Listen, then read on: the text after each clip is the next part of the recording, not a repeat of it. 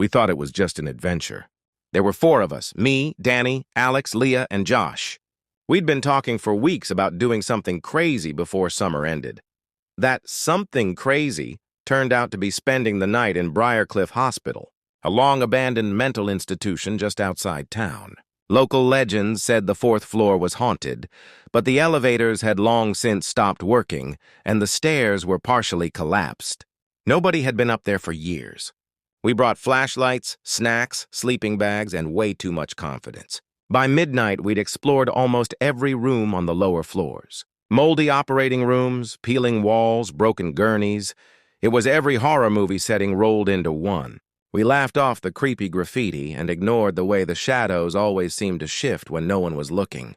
Then we found the staircase. To our surprise, someone had recently placed wooden boards over the gaps. It looked unstable, but Alex always, the daredevil, went first. The rest of us followed, hearts pounding.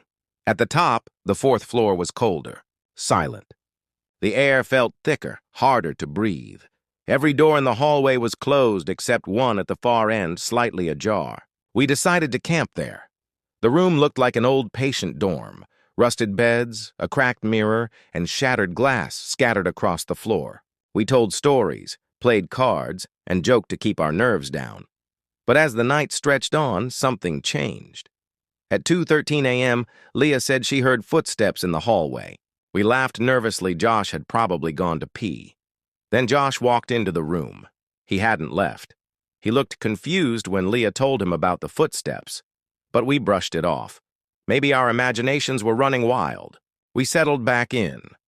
At 3:05 a.m., the lights from our flashlights flickered.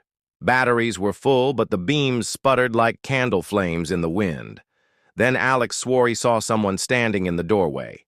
No one was there, until the door slowly creaked closed. On its own. We all froze. I rushed to open it. The hallway was empty, except for a faint dragging sound, like bare feet scraping a long tile. We gathered our stuff and decided to leave, but the staircase was gone. Not blocked, gone. Just a solid wall now, where the stairs used to be. Leah started crying. Josh banged on the wall. Alex kept whispering, "No, no, no," over and over. That's when we saw the writing on the floor, scrawled in dark red. No discharge after midnight. Leah turned to run, but the hallway now stretched far longer than before, and a tall, thin figure stood at the other end, its head tilted sideways. It didn't move. It didn't need to.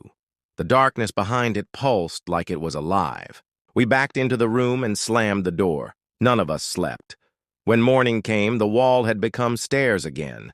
We didn't speak a word on the way down. Josh never spoke again.